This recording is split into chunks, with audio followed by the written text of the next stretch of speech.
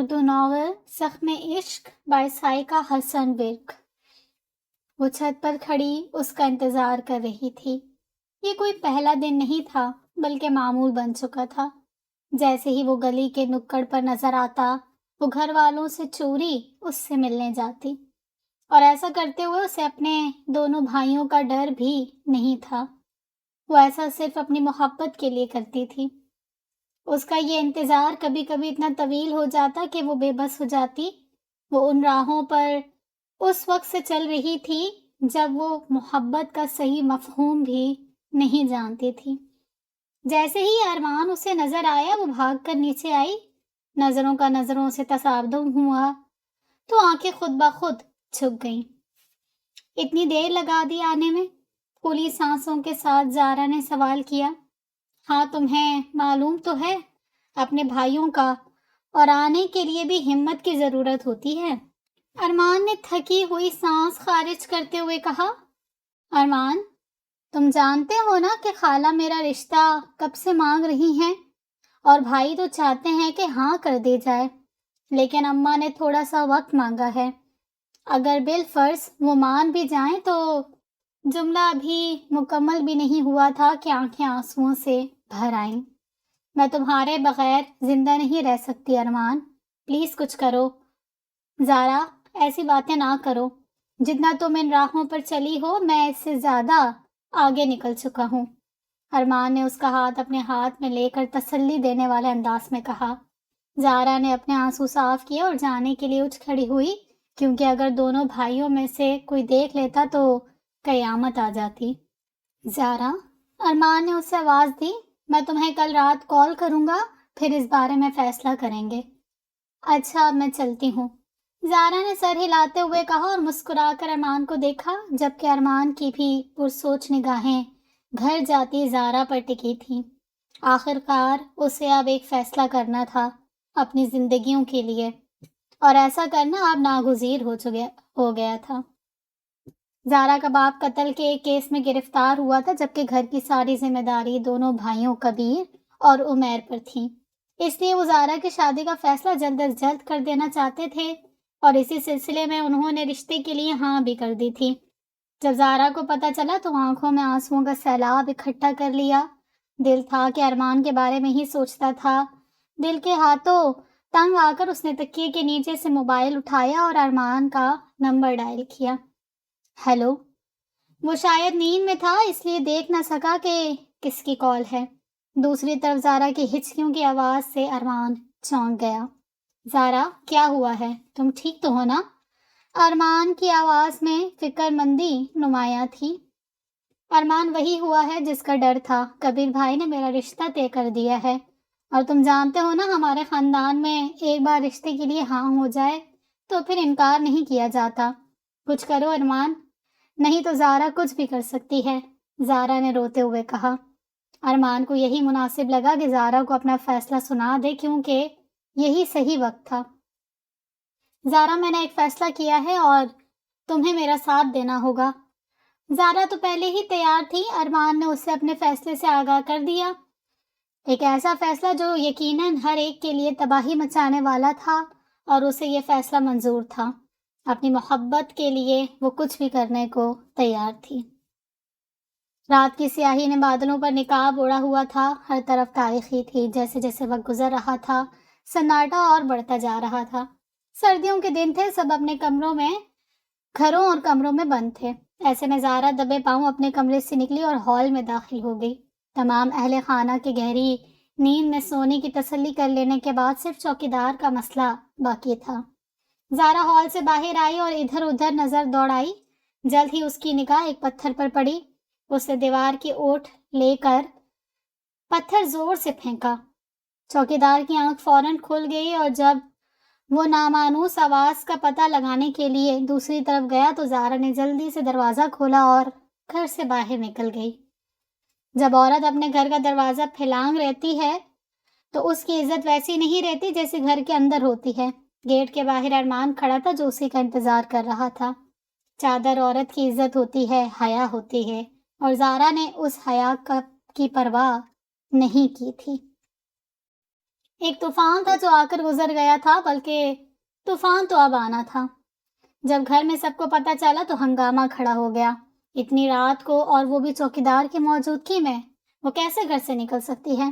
کبیر اور عمیر کا تو غصے سے برا حال تھا، اور اس سے زیادہ برا حال چچاؤں اور ان کے بیٹوں کا تھا۔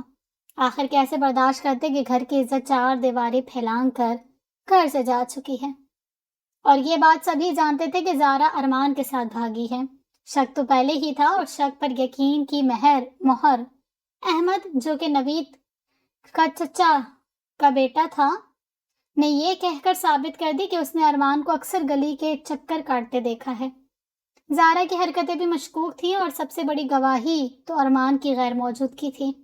زارا اور ارمان کا ایک ساتھ اپنے اپنے گھر سے غائب ہونا سب کے شک کو یقین میں بدل چکا تھا۔ ارمان اور زارا کے گھر والوں کے درمیان کشیدگی ہمیشہ سے تھی، اور ان دونوں کی اس حرکت سے اس کشیدگی کو مزید بڑھا دیا تھا۔ کسی کو بھی سکون حاصل نہیں تھا، یہ بات آگ کی طرح پھیل چکی تھی۔ نوید چچا مرنے مارنے پر تلے ہوئے تھے۔ ارمان کے گھر والے بھی ساری حقیقت سے واقف ہو چکے تھے، بات کسی سے بھی چھپی نہیں رہ سکی تھی۔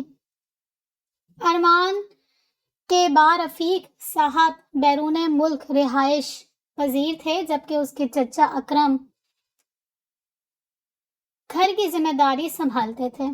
زارا کی فیملی نے ارمان کے چچا کو ساری بات بتا دی تھی، ساتھ ہی ساتھ یہ دعویٰ بھی کیا تھا کہ تمام قصور ان کے لڑکے کا ہے، اور وہی لڑکی کو بھگا لے گیا ہے۔ صورتحال گمبھیر ہوتی چلی جا رہی تھی، دونوں گھرانے ہی افراتفری کا شکار ہو گئے تھے۔ ارمان زارا کو لے کر اپنے فلیٹ پر آ گیا تھا۔ اس نے سب سے پہلے اپنے دوستوں کی مدد سے نکاح کا انتظام کیا تھا، کیونکہ نکاح کے بغیر وہ زارا کو یہاں نہیں رکھ سکتا تھا۔ ادھر نکاح کی کارروائی پوری ہوئی، اور دوسری طرف زارا کے گھر والوں نے دھمکیاں دینا شروع کر دیں۔ ایک طرف نئی زندگی کا آغاز ہو رہا تھا، جبکہ دوسری جانب انتقامی کارروائیوں کے چکر میں زندگیاں لینے کی تیاری ہو رہی تھی۔ یہ کیسے ممکن تھا کہ لڑکی گھر سے چلی جاتی اور گھر والے سکون سے بیٹھے رہتے؟ سکون اور آرام تو شاید اب ہمیشہ کے لیے ان کی زندگیوں سے رخصت ہو چکا تھا۔ زارا اور ارمان نے کچھ بھی سوچے بغیر ایک انتہائی قدم اٹھا لیا تھا، لیکن وہ زیادہ عرصہ اس بات سے بے خبر نہیں رہنے والے تھے کہ دونوں خاندانوں کے درمیان کیا ہونے والا ہے۔ زارا کے چچا نوید نے ایک فیصلہ کر لیا تھا کہ یا تو وہ لوگ اپنی بیٹی کا رشتہ ہمارے گھر کے لڑکے کو دیں، ورنہ ہم ان کے لڑکے کو جان سے مار دیں گے۔ یہ دھمکی جب اکرم صاحب تک پہنچی تو وہ بھی اشتعال میں آ گئے، لیکن قصور تو ارمان کا ہی تھا، اور اس مسئلے کا حل نکالنا بھی از حد ضروری تھا۔ ایسا تو ممکن ہی نہیں تھا کہ وہ اپنے گھر کے چراغ کو اپنی آنکھوں کے سامنے بجھتے دیکھتے، اور یہ بھی برداشت سے باہر تھا کہ اپنی بیٹی کا رشتہ اس خاندان میں کر کے وہ ہمیشہ کے لیے اپنے سر کو ان کے سامنے جھکا لیتے۔ حالات بگڑتے چلے جا رہے تھے۔ اکرم صاحب نے انادل کو اس کے ماموں کے گھر بھیج دیا تھا۔ انادل ارمان کی اکلوتی بیٹی تھی، بہن تھی، اور اکرم صاحب کو یہ قبول نہ تھا کہ وہ اپنے گھر کی بیٹی کو اس خاندان کے حوالے کر دیتے۔ زندگی کو اپنے من پسند ساتھی کے ساتھ گزارنے کی خوشی سے ہٹ کر زارا کو یہ فکر تو تھی کہ گھر میں کیا حالات چل رہے ہیں۔ اپنے بھائیوں اور چچا کے غصے سے وہ اچھی طرح واقف تھی۔ وہ انہی سب سوچوں میں ڈوبی ہوئی تھی جب ارمان نے اسے پکارا۔ زارا، کیا سوچ رہی ہو؟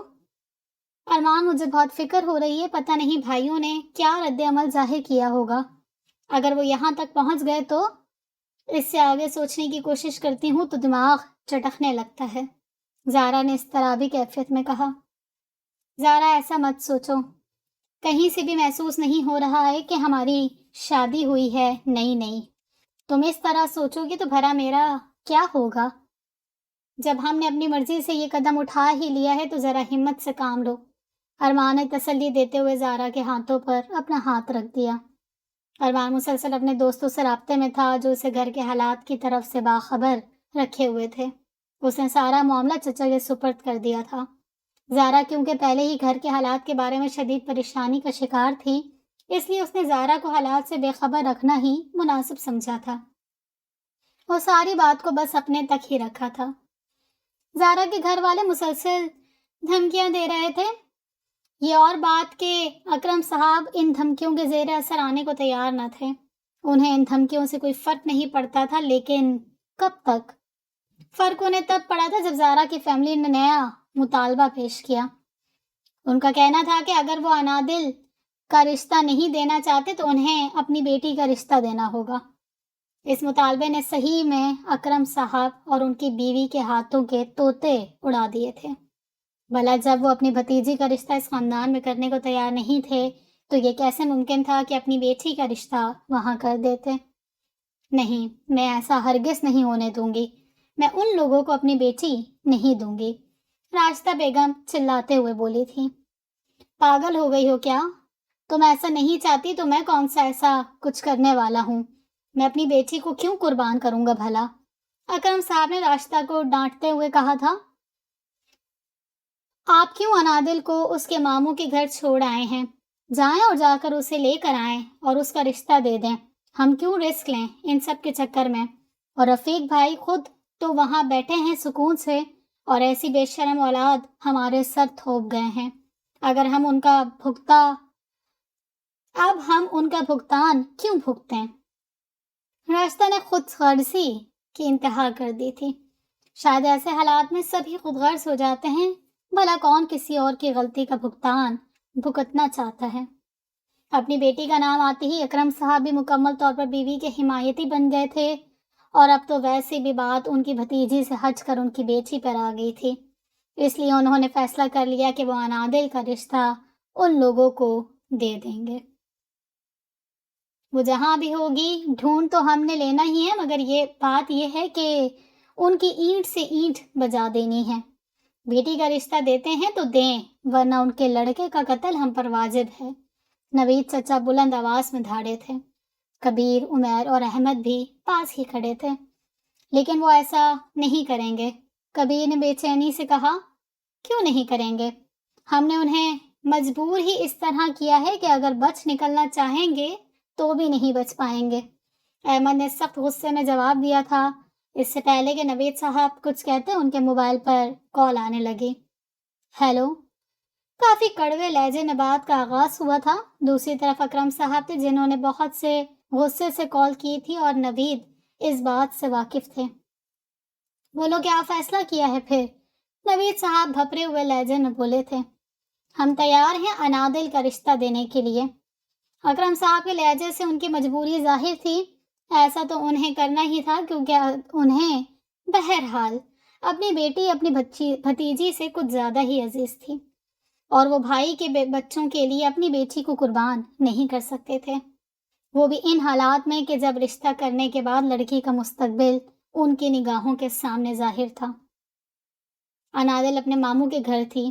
اکرم صاحب نے پتہ بتا کر کال بند کر دی، جبکہ نوید صاحب کبیر اور عمیر کو لے کر چل پڑے۔ اب انہیں ایک اہم کام پورا کرنا تھا۔ اکرم صاحب نے انادل کے ماموں کا پتہ تو لے ہی لیا تھا۔ انادل اس بات سے بالکل بے خبر تھی کہ آنے والے وقت میں اس پر کیا قیامت بیتنے والی ہے، اور یہ دنیا اس سے اس کے بھائی کی غلطی کے نتیجے میں کیسی قربانی طلب کرنے والی ہے۔ زارا کے گھر والے انادل کو کبیر کے لیے مانگ رہے تھے۔ ان کے نزدیک دل میں جلتی آگ کو ٹھنڈا کرنے کا اس سے بہترین طریقہ کوئی اور نہ تھا۔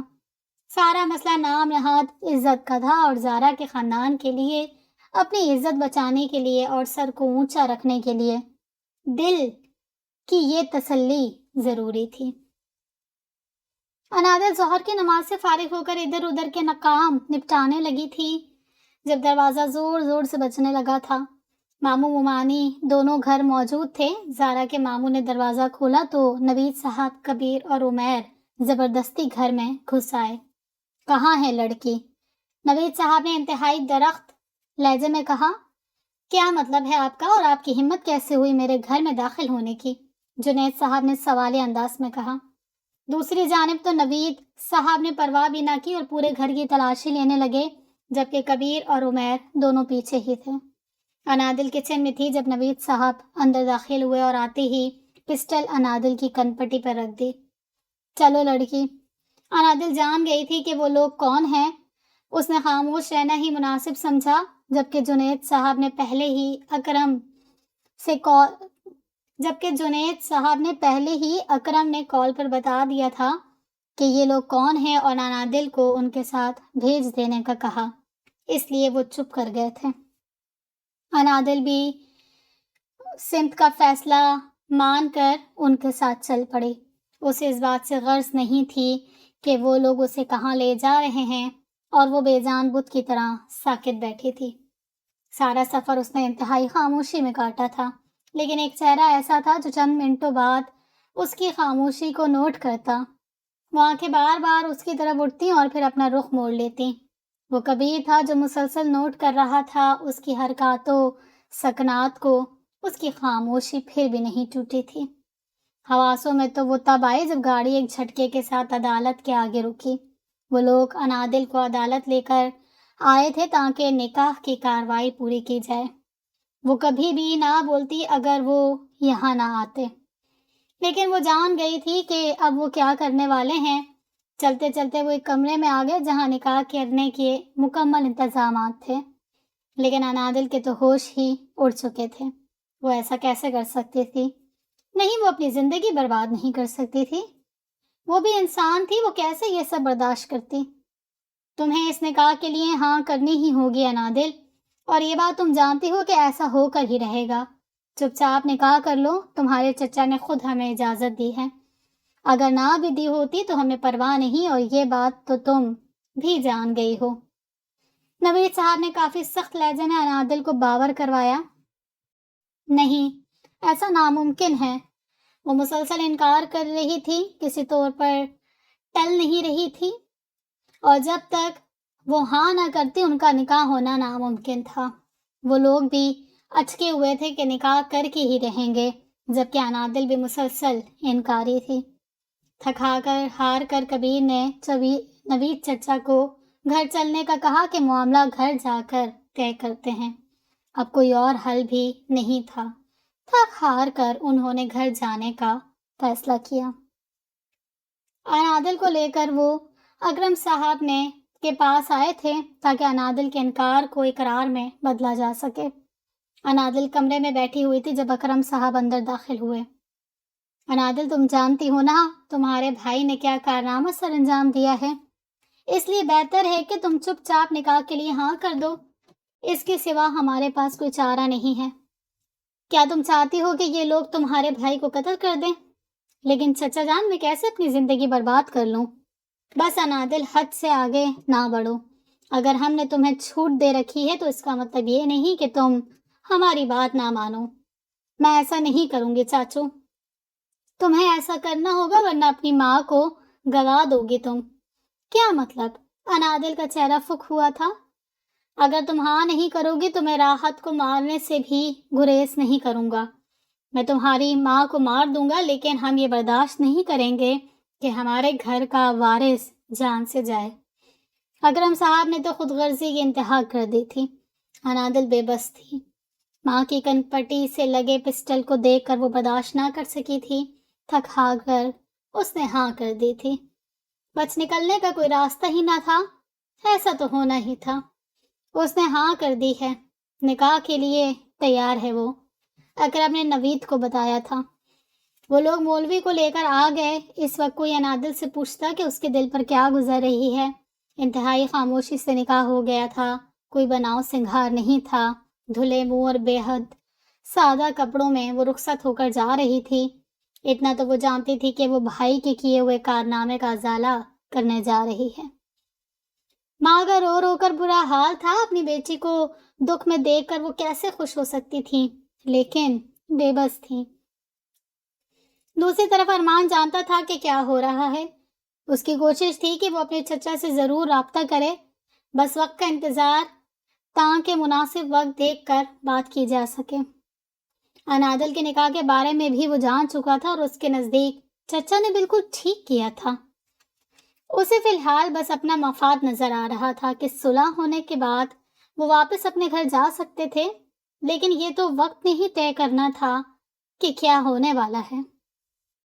وہ رخصت ہو کر کبیر کے ساتھ اس کے گھر آ گئی تھی، لیکن کہیں سے بھی وہ دلہن نہیں لگ رہی تھی۔ گھر والوں کے لیے وہ بالکل انجان لگ رہی تھی، لیکن ایسا بھی نہیں تھا کہ وہ انادل کو نہیں جانتے تھے، بلکہ ایک ہی گاؤں میں سب بچے پلے بڑے تھے۔ اور سب ہی بہتر طریقے سے جانتے تھے۔ کمرے میں بیٹھی وہ آنسو بہا رہی تھی جب کبیر اندر داخل ہوا۔ یہ تو کہا جا سکتا تھا کہ عنادل کی شادی اس کی مرضی سے نہیں ہوئی تھی، لیکن کبیر رضامند تھا۔ وہ اس کے قریب آ کر بیٹھ گیا اور لفظوں کو ترتیب دینے لگا کہ کہاں سے بات شروع کرے۔ مجھے تم سے کچھ کہنا ہے۔ جبکہ عنادل ایک دم پیچھے ہوئی، اسے پتہ ہی نہیں چلا تھا کہ کب کبیر کمرے میں داخل ہوا تھا۔ لیکن مجھے آپ کی کوئی بات نہیں سننی، عنادل نے آنسو صاف کرتے ہوئے روندھی ہوئی آواز میں کہا۔ کیا تم یہ سمجھ رہی ہو کہ تم یہاں صرف بدلے میں آئی ہو؟ کبیر نے بات جاری رکھی۔ اس کے علاوہ اور کچھ نہیں ذہن میں آتا۔ وہ حلق کے بل چلائی اور اٹھ کر کمرے سے نکل گئی۔ کبیر سوچوں میں ڈوبا وہاں ہی بیٹھا رہا۔ اسے سب سے پہلے عنادل کا ذہن صاف کرنا تھا۔ اسے یقین دلانا تھا کہ وہ یہاں صرف بدلے میں نہیں آئی بلکہ اس کے لیے آئی ہے، اور کبیر کی رضامندی اس نکاح میں شامل تھی۔ راشدہ بیگم کو ابھی تک چین نہیں ملا تھا۔ اس سے یہ برداشت نہیں ہو رہا تھا کہ ان لوگوں سے رشتہ داری ہو گئی ہے جنہیں برداشت کرنا ان کے بس میں نہیں تھا۔ انتہائی بے چینی میں وہ کمرے میں چکر لگا رہی تھی کہ اکرم صاحب آ گئے۔ آخر تمہیں کس بات کی ٹینشن ہے؟ جب سب مسئلہ حل ہو گیا ہے تو تم کیوں اس طرح کا رد عمل دکھا رہی ہو؟ اکرم صاحب کا لہجہ بیزار تھا۔ یہی تو آپ کی بھول ہے کہ سب کچھ حل ہو گیا ہے۔ ہماری تو بے عزتی ہے ان سے تعلق جوڑنے میں۔ آخر آپ کو یہ بات سمجھ کیوں نہیں آ رہی؟ کیا ضرورت تھی ان سے رشتہ جوڑنے کی؟ راشدہ بیگم ابھی تک تل ملا رہی تھی۔ بیوقوف ہو کیا؟ اگر ان کا نہ کرتا رشتہ تو بیٹی تمہاری ہی جانی تھی، اکرم صاحب نے سوچتے ہوئے کہا، جبکہ راشدہ بیگم خاموش ہو گئیں کیونکہ وہ جانتی تھی کہ اکرم صحیح بول رہے ہیں۔ لیکن آپ ارمان کو کب بلائیں گے؟ وہ بھی آ جائے گا، میں نے اس سے رابطہ کرنے کی کوشش کی ہے، امید ہے وہ لوگ صلح کرنے پر راضی ہو جائیں گے، اکرم صاحب نے راشدہ کی طرف دیکھتے ہوئے کہا۔ لیکن ایسے ہم کیسے یقین کر لیں کہ وہ صلح کر لیں گے؟ اس کے لیے ضروری ہے کہ آپ باقاعدہ برادری کے لوگوں سے بات کریں۔ ہاں، کہہ تو تم ٹھیک رہی ہو، میں بات کر لوں گا، صلح تو اب منصف طریقے سے ہی ہونی چاہیے۔ یہ کہہ کر اکرم صاحب تو چلے گئے، لیکن راشدہ بیگم کچھ اور ہی سوچنے لگیں۔ برادری کے 4-5 بندے اور اکرم صاحب اور نوید صاحب مسجد میں باقاعدہ صلح کرنے کے لیے تیار تھے۔ ہم کیسے مان لیں کہ رشتہ دینے کے بعد ہمارے درمیان کشیدگی نہیں رہے گی؟ اکرم صاحب نے بات کا آغاز کیا۔ ہم آپ کی بیٹی کا نکاح اپنے بیٹے سے پڑھوا کر ثبوت ہی دے رہے ہیں۔ نوید صاحب نے بھی اپنی بات جاری کی۔ مسجد میں آنے کا فیصلہ اکرم صاحب کا تھا تاکہ قرآن پر ہاتھ رکھ کر فیصلہ ہو جائے۔ اس طرح دونوں خاندان کے سربراہوں نے قرآن پر ہاتھ رکھے اور صلح ہو جانے کا عندیہ دیا۔ اپنے غلط ارادوں کے لیے ایسے ہی لوگ قرآن پر ہاتھ رکھتے ہیں۔ شاید اب ان کو یقین ہو گیا تھا کہ صلح ہو گئی ہے۔ سوال یہ پیدا ہوتا تھا کہ اگر صلح ہو گئی ہے تو ارمان اور زارا کہاں ہیں؟ اس کا بہترین جواب اکرم صاحب کے پاس تھا۔ وہ جانتے تھے کہ ارمان کہاں ہے۔ انہوں نے ارمان کو کال کر کے بتا دیا تھا کہ صلح ہو گئی ہے۔ اب ارمان کا آنا بھی ناگزیر ہو گیا تھا۔ تمام ذلتوں، مصیبتوں اور پریشانیوں کے بعد یہ دونوں خاندان والے اب صلح کر چکے تھے، لیکن پھر بھی کہیں خلش باقی تھی، اور یہ خلش ابھی تک نامعلوم تھی۔ زارا بھاگ گئی، اس کے بدلے میں عنادل کا نکاح کر دیا گیا۔ صلح کا اعلان بھی کر دیا گیا، لیکن عنادل کا ذہن کون پڑھ سکتا تھا؟ ان سب کے دوران عنادل ابھی بھی پس رہی تھی۔ اسے ایک ایسے تعلق میں جوڑ دیا گیا تھا جسے وہ دل سے قبول نہیں کر پائی تھی۔ بظاہر ہر چیز سیٹ ہوتی نظر آ رہی تھی۔ عنادل کو اس گھر میں آئے کافی دن ہو چکے تھے، لیکن ابھی تک وہ خود کو اس گھر میں ناموضوع سمجھ رہی تھی۔ یہاں تک کہ کبیر نے بھی بہت کوشش کی تھی کہ وہ خوش رہے، لیکن عنادل کوئی بات سمجھنے کو تیار ہی نہیں تھی۔ وہ خاموش کمرے میں بیٹھی تھی جب کبیر اندر داخل ہوا۔ کن سوچوں میں گم ہو عنادل؟ کبیر نے اس کے پاس بیٹھتے ہوئے کہا۔ کیوں، تمہیں کوئی اعتراض ہے میری سوچنے پر؟ عنادل نے دو بدو آنکھیں نکال کر جواب دیا۔ تیری بے رخی پر کوئی اعتراض نہیں ہے، میں کس حال میں ہیں ہم، اتنا تو پوچھ لیا کرو۔ کبیر نے بڑی ترنگ میں شعر سنایا تھا اور شرارتی نظروں سے اسے ہی دیکھ رہا تھا۔ جب عادل اٹھ کر جانے لگی، کبیر نے بڑی تیزی سے اس کا ہاتھ پکڑ کر اسے روک لیا۔ انادل، تم حقیقت سے نظریں چرا رہی ہو، اس طرح ریئیکٹ کر کے۔ حقیقت کو قبول کر لیا ہے میں نے، اب بھی کوئی کسر باقی ہے؟ انادل نے بڑے تیز لہجے میں جواب دیا۔ میں اس حقیقت کی بات نہیں کر رہا، تمہاری حقیقت تو میں ہوں جس سے تم خار کھائے بیٹھی ہو۔ کبیر نے ابھی انادل کا ہاتھ پکڑ رکھا تھا جسے اس نے زبردستی چھڑا لیا۔ انادل، تم ابھی تک یہ سمجھ رہی ہو کہ ہمارا نکاح زبردستی ہوا ہے؟ ٹھیک ہے، لیکن میری فیلنگ سچی ہیں، تم سمجھو یا نہ سمجھو، تمہیں اس بات کو تسلیم کرنا ہی ہوگا۔ کبیر جتنے بھی کوشش کر رہا تھا سب بیکار تھی، لیکن اس نے ہمت نہیں ہاری تھی۔ انادل کے لیے اس کے جذبات سچے تھے، اور یہ تو تب سے ایسا تھا جب سے کبیر نے ہوش سنبھالا تھا۔ حالات اور واقعات کچھ اس طرح ہو گئے کہ انتہائی گھمبیر صورتحال میں وہ اس کی بنا دی گئی۔ کبیر کی بڑی بہن صدف کی شادی ہو چکی تھی، آج کل وہ میکے میں ہی آئی ہوئی تھی اور حتی المکان کوشش کر رہی تھی کہ انادل خوش رہے، اور پہلے کی نسبت انادل کا رویہ کچھ تبدیل بھی ہوا تھا۔ اکرم صاحب نے ارمان کو کال کر کے واپس آنے کا بول دیا تھا۔ ساری صورتحال سے آگاہی کے بعد اب ارمان اور زارا واپس آ رہے تھے۔ فیصلہ یہ کیا گیا تھا کہ ابھی زارا اپنے میکے نہیں جائے گی۔ ان دونوں کی واپسی کی خبر نوید صاحب اور باقی گھر والوں کو بھی ہو چکی تھی، لیکن وہ خاموش تھے کیونکہ اب صلح ہو چکی تھی۔ لیکن احمد کسی بھی صورت ٹل نہیں رہا تھا، انتہائی طیش میں تھا وہ۔ ٹھیک ہے کہ ان لوگوں نے اپنی لڑکی کا رشتہ دے کر منہ بند کروا دیے تھے، لیکن گاؤں اور برادری میں تو اس کی عزت کو ایک بارینہ لگ ہی گئی تھی، اور یہ داغ بھی ایسا تھا جو ساری زندگی دھل نہیں سکتا تھا۔ نوید صاحب اور کبیر نے اسے سمجھا بجھا کر معاملہ ٹھنڈا کر دیا تھا، کیونکہ اگر زارا ان کی بیٹی تھی تو اس گھر کی بہو بھی تھی، اور پھر ان کی بیٹی بھی اسی گھر میں تھی۔ بہت ڈرتے ہوئے وہ لوگ واپس آئے تھے، لیکن ارمان کو یقین تھا کہ کچھ غلط نہیں ہوگا۔ لیکن زارا کو ہر وقت دھڑکا لگا رہتا تھا کہ کہیں نوید چاچو یا کبیر بھائی اسے لینے نہ آ جائیں۔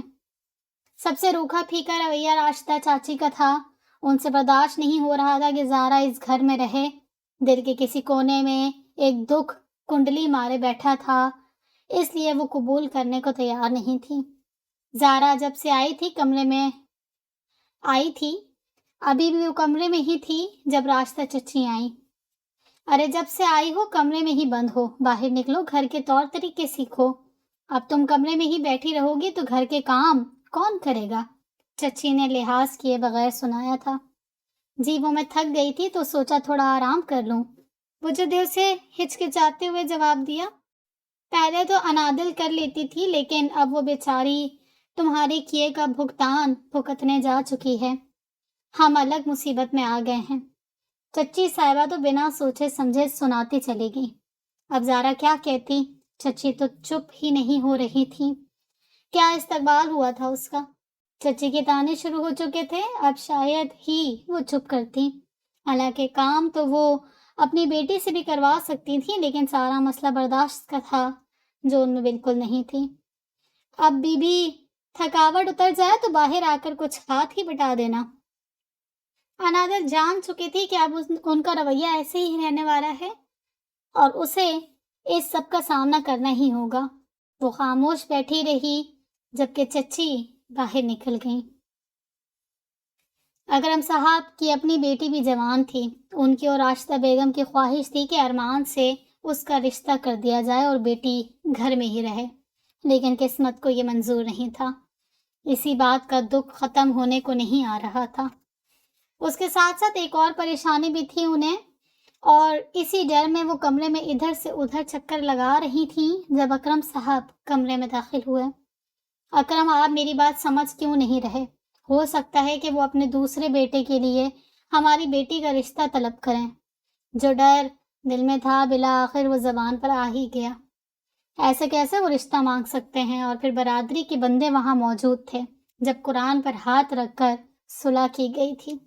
اکرم صاحب نے تسلی دیتے ہوئے کہا، لیکن یہ بھی تو سوچیں کہ وہ صلح ہونے کے بعد بھی یہ بات کر سکتے ہیں۔ ہمیں نمشا کی شادی کر دینی چاہیے۔ ان لوگوں سے تو رشتہ داری ابھی بھی اچھی نہیں لگ رہی۔ راشدہ نے مشورہ دیتے ہوئے کہا، دیکھو ابھی ہم نمشا کی شادی نہیں کر سکتے، اور ویسے بھی ہمارا کیا کیا ہے؟ بھائی نے عشق چلایا تو بہن اب بھگتے۔ ہم ان کی ہر پریشانی کیوں مول لیں؟ بھائی رفیق کو میں نے سارا معاملہ بتا دیا تھا۔ اس نے ساری ذمہ داری مجھ پر ڈال دی ہے کہ جو چاہے کرو۔ اگر کوئی ایسی ویسی بات ہوئی تو میں خود کچھ کر لوں گا۔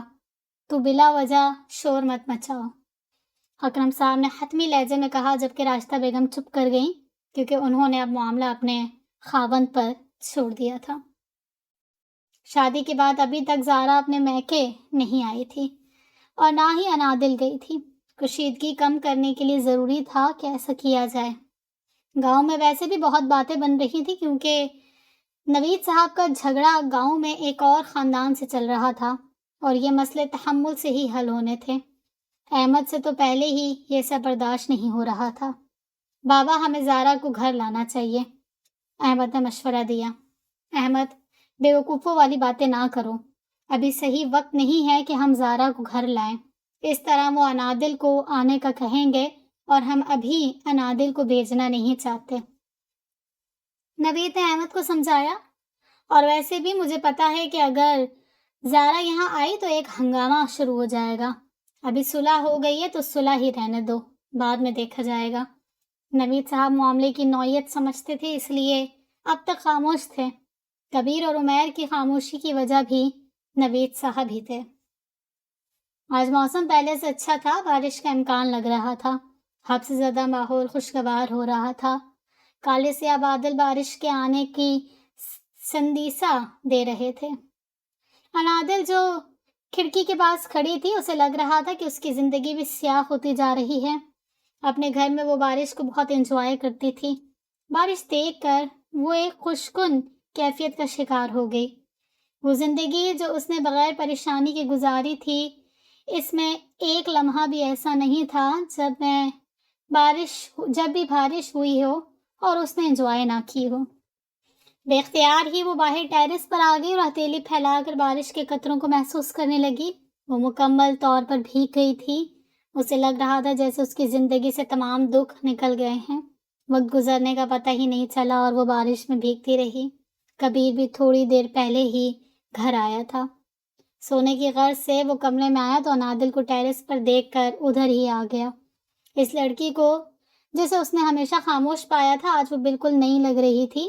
کھلے ہوئے بھیگے بال، آنکھیں بند تھیں اور بارش کے قطرے چہرے کو بھگو رہے تھے۔ وہ چلتا چلتا بالکل اس کے پاس آ گیا۔ اسے بارش پسند نہیں تھی، لیکن وہ بارش میں بھیگتا رہا تھا۔ انادل اس کی موجودگی سے بالکل انجان تھی۔ کبیر نے اس کے پیچھے کھڑے ہو کر اپنی ہتھیلی اس کے ہاتھ کے بالکل نیچے رکھ لی، ایسے کہ کبیر نے اس کی ہتھیلی پکڑی ہوئی ہو۔ انادل کو تو جیسے کرنٹ لگ گیا ہو۔ پیچھے مڑ کر دیکھا تو وہ آنکھیں جنون خیزی میں اس کے چہرے کا طواف کر رہی تھیں۔ تمہیں بارش پسند ہے نا؟ کبیر نے سوالیہ نظروں سے اس کی آنکھوں میں دیکھا۔ ہاں، انادل نے عجیب سا حیرانہ انداز میں جواب دیا۔ تمہیں بارش پسند ہے اور مجھے بارش میں تم۔ کبیر شاید اپنے حواسوں میں نہیں تھا، یا شاید وہ انجان تھا۔ یہ بھی ممکن تھا کہ وہ انجان بننے کا ڈرامہ کرتا ہو۔ موٹی گیلی لٹوں کو ہاتھ کے پوروں سے پیچھے ہٹاتے ہوئے اس نے انادل کو تھوڑا اور اپنے قریب کیا۔ ناراض ہو؟ میں راضی ہی کب تھی، انادل نے فوراً جواب دیا۔ اور اگر میں تمہیں راضی کر لوں تو؟ کبیر نے سوالیہ نظروں سے اسے دیکھا۔ میری سمجھ میں نہیں آتا کہ جب آپ کو پتہ ہے کہ یہ نکاح میری مرضی سے نہیں ہوا تو کیوں میرے صبر کا امتحان لیتے ہیں۔ میں بھی تو کہہ رہا ہوں نا کہ تمہارا دل بدل دوں گا۔ یہ بارش دیکھ رہی ہو نا؟ محبت بھی بارش کی قطروں کی طرح لامحدود ہے۔ بارش کبھی بھی بارش کبھی نہیں بھی ہوتی لیکن محبت تو ہر وقت موجود ہوتی ہے۔ محبت پانی کا دریا ہے جو کبھی ختم نہیں ہوتا، اور پھر جب یہ محبت تم سے ہو تو پھر جواز باقی ہی نہیں رہتا۔ کبیر نے انادل کا ہاتھ پکڑ کر اپنے دل پر رکھا۔ تم ان دھڑکنوں سے اندازہ لگا سکتی ہو کہ یہ تمہارا نام سن کر ہی چلتی ہیں۔ انادل نے کوئی جواب نہیں دیا، اپنا ہاتھ چھڑوایا اور اندر چل دی۔ کبیر جانتا تھا کہ یہ وقتی غصہ ہے، ختم ہو جائے گا۔ وہ انادل کے مزاج کو سمجھتا تھا، اس لیے ابھی خاموش تھا کہ وقت آنے پر سب ٹھیک ہو جائے گا۔ میری خواہشیں ہزار ہیں پر ضرورت تو فقط تم ہو۔ گھر کا سارا کام اب زارا کرتی تھی۔ چچی تو ہر وقت تانے دیا کرتی تھی، اوپر سے سارا دن کولوں کے بیل کی طرح کام کرنا۔ اس سارے وقت پہ زارا اور ارمان کو خود آپس میں بات کرنے کے لیے وقت ہی نہیں ملتا تھا۔ زارا، ارمان جیسے ہی گھر میں داخل ہوا اس نے آوازیں دینا شروع کر دی۔ جی؟ زارا ہانڈی چڑھا رہی تھی، اس کی آواز سن کر دوڑتی ہوئی ارمان کے پاس آئی جو شاید جلدی میں تھا۔ اندر سے پسٹل لاؤ۔ زارا جو پسٹل کا نام سن کر پریشان ہو گئی تھی، پوچھے بنا نہ رہ سکی۔ پسٹل؟ لیکن کرنا کیا ہے؟ زمینوں پر لڑائی ہو گئی ہے۔ کون ہیں وہ لوگ؟ زارا نے پوچھا۔ وہی تو پتہ لگوانا ہے کہ کون وہ لوگ جو اس طرح کی حرکتیں کر رہے ہیں۔ سوچنے والی بات ہے۔ جو بھی ہے پلیز آپ آرام سے معاملہ طے کیجیے گا، ایسے زبردستی اور جلدی کے کاموں میں کچھ بھی ہو سکتا ہے۔ زارا نے پسٹل پکڑاتے ہوئے اسے سمجھانا ضروری سمجھا تھا۔ ارمان تو چلا گیا لیکن چچی راشدہ کو خبر مل گئی تھی، اس لیے پوچھے بنا نہ رہ سکی۔ زارا، تمہارا تو باپ بھی جیل کی ہوا کھا رہا ہے نا؟ اور پھر تم لوگوں کے شریک کیسے برداشت کریں گے کہ ہماری اور تمہاری رشتہ داری ہو گئی ہے؟ یہ سارا کھیل وہی کھیل رہے ہیں۔ بھائی اچھی والی زندگی گزار رہے تھے ہم لوگ، اگر یہ سب نہ ہوتا تو نوبت یہاں تک نہ پہنچتی۔ چچی اپنے ہی مفروضے قائم کر رہی تھی۔ وہ تو ٹھیک ہے چچی، لیکن ان لوگوں کی دشمنی ہم لوگوں سے ہے۔ وہ آپ کی زمینوں پر لڑائی کیوں کریں گے؟ زارا نے بھی سوچتے ہوئے کہا۔ بھائی صاف واضح ہے کہ وہ ان دونوں خاندانوں میں لڑائی کروانا چاہتے ہیں۔ زارا سوچ میں ڈوب گئی۔ بات تو چچی کی ٹھیک ہی معلوم ہوتی تھی۔ شریکوں نے یہ کام کر کے اچھا نہیں کیا۔ نوید صاحب انتہائی غصے میں تھے، جبکہ کبیر اور عمیر بھی گھر میں ٹک نہیں رہے تھے۔ ان کو تو میں دیکھ لوں گا، عمیر نے ریوالور چڑھاتے ہوئے کہا۔ جو بھی کرنا ہے میں خود کروں گا عمیر، تم مت آؤ ان کاموں میں۔ ابھی بھائی صاحب جیل میں ہیں، میں نہیں چاہتا کہ اس مسئلے کے بعد کوئی اور مسئلہ کھڑا ہو۔ لیکن چاچو، کچھ مت کہو عمیر، ابھی ہماری حالت کمزور ہے۔ ابھی کچھ دن پہلے زارا نے جو کچھ ہمارے ساتھ کیا ہے، ہم منہ دکھانے کے قابل نہیں رہے۔ کبیر، نوید صاحب نے کبیر کو آواز دی جو نہ جانے کن سوچوں میں گم تھا۔ جی چاچو، میں نے فیصلہ کیا ہے کہ ولیمے کا بندوبست کر کے پہلے گاؤں والوں کا منہ بند کروایا جائے، پھر شاید اس طرح سب پر واضح ہو جائے کہ اب ہمارے گھروں میں لڑائی نہیں رہی اور صلح ہو گئی ہے۔ جی ٹھیک ہے، جیسے آپ کہیں۔ کبیر تو تیار ہی تھا کیونکہ مشورہ اچھا تھا، جبکہ عمیر خوش نہیں تھا، اس لیے بول پڑا۔ چاچو، اس طرح سب پر واضح ہو جائے گا کہ ہم لوگ بغیرت ہیں جو اس طرح خوشیاں منا رہے ہیں۔ عمیر، اپنے دماغ کو کنٹرول کرو، نکاح ہو چکا ہے کبیر کا، ہم صرف اس لیے ولیمہ کر رہے ہیں تاکہ کچھ مسائل تو حل ہو جائیں، نوید صاحب نے غصے سے کہا۔ کبیر نے عمیر کو چپ کروایا اور وہاں سے چلا گیا، کیونکہ یہ تو طے تھا کہ ولیمہ کرنا ہے اور پھر اس کے لیے انتظام بھی کرنا تھا۔ ارے یہ شادی کون سا بڑی خوشی خوشی ہوئی ہے جو اب یہ لوگ ولیمہ کرنے چل پڑے ہیں؟ ہمیشہ کی طرح راشدہ نے ایک انوکھا اعتراض نکالا تھا۔ جو بھی ہے تم لوگ تیاری کر لو، کپڑے بنواؤ، اب ولیمہ ہو کر ہی رہے گا۔ اکرم صاحب نے حتمی انداز اختیار کیا۔ اکرم میری بات سنیں، وہ لوگ جن سے ہم بات کرنا بھی فضول سمجھتے تھے، اب ان سے کیسے رشتہ داری نبھا سکتے ہیں؟ تمہیں میں نے پہلے بھی سمجھایا تھا کہ جو کچھ بھی میں کرتا ہوں مجھے کرنے دو، اس طرح فضول میں اپنی ہانکنے مت آ جایا کرو۔ اکرم صاحب نے انہیں ڈانٹ کر چپ کروا دیا تھا اور آستہ بیگم نے اپنا تمام غصہ زارا پر نکالا تھا۔ اچھے بھلے ہم لوگ سکون سے زندگی گزار رہے تھے، یہ سارا کیا دھرا تمہارا ہے لڑکی، کیا بات تمہیں چین نہیں لینے دے رہی تھی؟ ارے اتنا ہی عشق سر چڑھ کر بول رہا تھا تو اپنے چچا سے بات کرتی، وہ کروا دیتے تمہاری شادی۔ زارا نے کوئی جواب نہ دیا، وہ تو یہاں پھنس ہی گئی تھی اور پھر ارمان بھی اس بارے میں کوئی بات نہیں کرتا تھا، نہ ہی چچی کو سمجھاتا تھا۔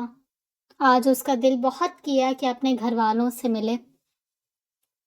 میں سوچ رہی تھی کہ ولیمہ اکٹھا ہی کر لیں۔ صدف جو ابھی تک سسرال واپس نہیں گئی تھی، اس نے کبیر کو مشورہ دیا، آپا جو کرنا ہے جلد ہی کرنا ہے، چاچو پہلے ہی بہت غصے میں ہیں، سب کچھ ان کی مرضی سے ہی ہوگا۔ ہاں تو میں کون سا کہہ رہی ہوں کہ ان کی مرضی سے نہیں ہوگا؟ بھائی اپنی بیگم کے لیے کپڑے تو خود لے آؤ، یا وہ بھی چاچو کی مرضی سے ہی آئیں گے؟ بھائی ہم تو ڈرتے ہوئے کچھ کہہ بھی نہیں سکتے۔ صدف جب سے آئی ہوئی تھی وہ دیکھ رہی تھی کہ انادل یہاں خوش نہیں ہے۔ نا جی، یہ کام آپ لوگ کریں، مجھے اس کام میں مت گھسیٹیں، یہ عورتوں کے کام ہیں، مرد بھلا کیوں کریں؟ انادل کمرے سے نکل رہی تھی، کبیر نے اسے دیکھتے ہوئے اس طرح بات کی کہ جیسے اسی سے مخاطب ہو۔ ہاں چلو ٹھیک ہے، انادل سے پوچھ لینا، ہم لوگ شاپنگ پر جائیں گے، دن ہی کتنے رہ گئے ہیں پیچھے۔ آپا میرے کرنے کو اور بہت سے کام ہیں، آپ لوگ ڈرائیور کے ساتھ چلی جائیے گا، کوئی ڈر خطرے کی بات نہیں ہے، بھروسے والا ملازم ہے اور پھر وفادار بھی ہے۔ ٹھیک ہے جیسے تمہاری مرضی، لیکن انادل کو خود تیار کروا لینا، صدف نے بات ختم کرتے ہوئے کہا۔ جی بہتر، کبیر سر ہلاتے ہوئے داخلی دروازے کی طرف بڑھ گیا۔ ولیمے کا انتظام مکمل ہو چکا تھا، دونوں گھروں کی جانب سے کافی لوگ مدعو تھے۔ انادل نے شاپنگ پر جانے سے منع کر دیا تھا، اس لیے صدف اس کے کپڑے خود لے آئی تھی۔ دونوں جانب کا انتظام اکٹھا تھا۔ ولیمے کی تقریب کافی بڑے پیمانے میں منعقد کی گئی تھی۔ اسٹیج پر دونوں دلہے اور دلہنیں بیٹھی تھیں۔ چچی اور چچا تو توان کران انادل سے ملی، سب نے اس کے سر پر ہاتھ رکھا۔ دوسری طرف زارا، جسے امید تھی کہ سب کچھ ٹھیک ہو گیا ہے، بھائی اور چچا سر پر ہاتھ تو رکھیں گے تو ایسا کچھ نہیں ہوا تھا۔ حتیٰ کہ صدف جو اس کی بڑی بہن تھی، اس نے بھی اسے دو بول پیار کے نہ بولے تھے۔ ولیمہ اپنے اختتام پر تھا جب اکرم صاحب نے انادل کو اپنے ساتھ گھر لے جانے کی خواہش ظاہر کی۔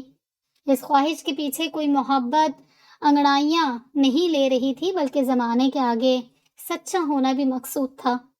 نہیں اکرم صاحب، ابھی تو یہ ممکن نہیں ہے، حالات ٹھیک ہو جائیں تو پھر کوئی رکاوٹ نہیں ہوگی جانے میں۔ نوید صاحب نے جانے سے منع کیا۔ میں تو اس لیے بھی کہہ رہا تھا کہ زارا آنا چاہتی ہے، اور اگر زارا آ گئی تو انادل نہ گئی تو اچھا نہیں لگتا۔ اگر زارا کا دل کرتا ہے تو وہ ادھر ہی رہے اور انادل پھر کبھی آ جائے گی۔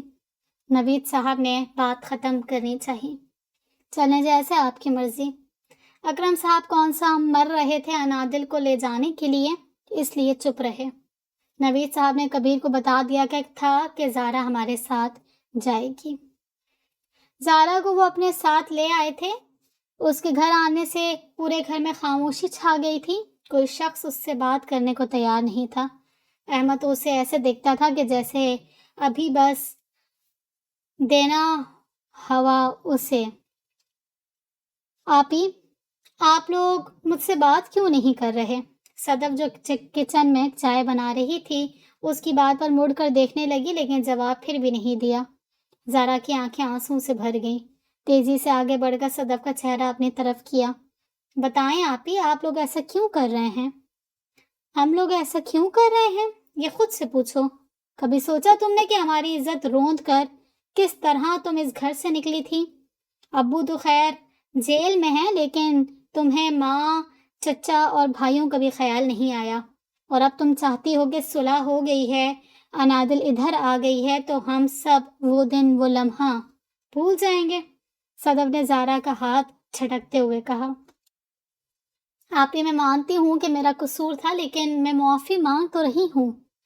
تمہارا کیا خیال ہے کہ تمہارے معافی مانگنے سے ہماری عزت لوٹ آئے گی؟ اپنی پوری برادری میں ہم سر اٹھا کر چلتے تھے اور تم نے ہمیں اس قابل بھی نہیں سمجھا۔ تم نے غور سے چاچو کو دیکھا کہ وہ کیا تھے اور کیا ہو گئے ہیں؟ صدف کا تو غصہ کم ہونے میں نہیں آ رہا تھا۔ ٹھیک ہے، اگر آپ لوگ ایسا ہی چاہتے ہیں تو میں یہاں نہیں آیا کروں گی اب کبھی، زارا نے آنسو بہاتے ہوئے کہا۔ تم شوق سے ایسا کر سکتی ہو، صدف نے بہت بے رخی سے کہا اور چائے کا ایک کپ اٹھا کر چلی گئی، اور زارا تو سوچوں میں گم تنہا چھوڑ گئی۔ آج تم بڑی پیاری لگ رہی ہو۔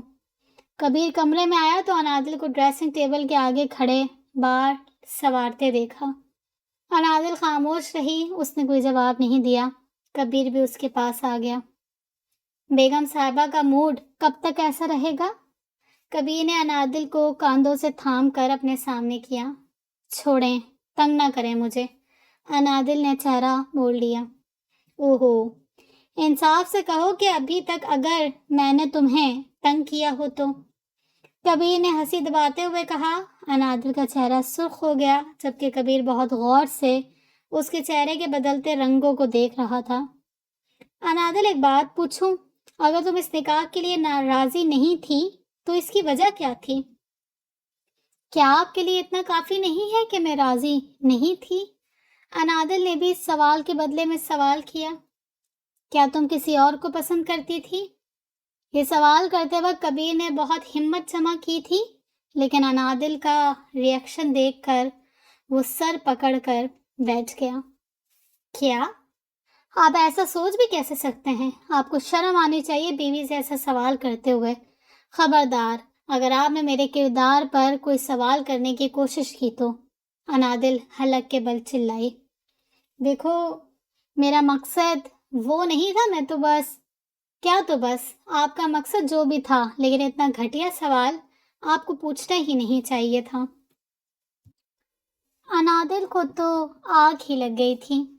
اچھا، آئی ایم سوری، کبیر نے کان پکڑ کر ڈرنے کی ایکٹنگ کی۔ آئندہ نہیں کہوں گا۔ اب ہر کوئی آپ کے خاندان جیسا تو نہیں ہوگا۔ انادل نے تو حد ہی کر دی تھی۔ انادل، کبیر بلند آواز میں دھاڑا تھا۔ انادل ایک دم خاموش ہو گئی تھی۔ کبیر کے چہرے پر چٹانوں کی سی سختی تھی، لیکن وہ اپنا غصہ قابو کر گیا اور کمرے سے نکل گیا، کیونکہ وہ نہیں چاہتا تھا کہ اس کے منہ سے کوئی ایسی بات نکلے جس سے معاملات پھر سے خراب ہوں۔ زارا نے جب سب کا رویہ دیکھ لیا تو انادل کے پاس چلی آئی، جو پہلے ہی خراب موڈ میں بیٹھی تھی۔ انادل، کیا تم بھی مجھ سے ناراض ہو؟ تمہارا کیا ہی بھگت رہی ہوں۔ کیا تم بھائی کے ساتھ خوش نہیں؟ زارا نے اس کی آنکھوں میں جھانکا۔ خوشی کیا ہوتی ہے یہ میں جب سے اس گھر میں آئی ہوں بھول گئی ہوں، انادل نے غرا کر کہا۔ میں اس گھر میں بدلے کے طور پر آئی ہوں۔ جب میں یہ سوچتی ہوں تو کڑتی ہوں۔ کیا تم پسند کرو گے کہ تمہیں بدلے کے نام پر کسی کے سر پر مسلط کر دیا جائے؟ انادل نے اپنی جگہ سے اٹھتے ہوئے کہا۔ انادل، میری بات تو سنو۔ زارا اس کا ہاتھ تھام کر اسے اپنے پاس بٹھا لیا۔ مجھے پتا ہے کہ تم کیا سوچتی ہو، لیکن پلیز میرے کہے پر یقین کر لو کہ بھائی تمہیں بہت پسند کرتے ہیں۔ جب تم اسکول جاتی تھی تو بھائی نے وہاں کہیں ہی تمہیں دیکھا تھا۔ میں اور کبیر بھائی بھی اسی اسکول میں پڑھتے تھے۔ کئی بار بھائی نے ابو سے بات کرنے کی کوشش کی، لیکن کامیاب نہ ہو سکے، اور اس کے بعد ابو کو جیل ہو گئی۔ اس واقعے کے بعد بھائی کافی حد تک خاموش رہنے لگے۔ پھر کئی بار بھائی کی شادی کا ذکر چھڑا۔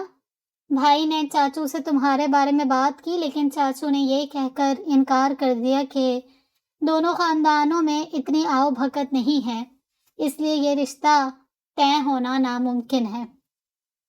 ابو کے جانے کے بعد سے بھائی نے کبھی چاچو کی بات سے انکار نہیں کیا۔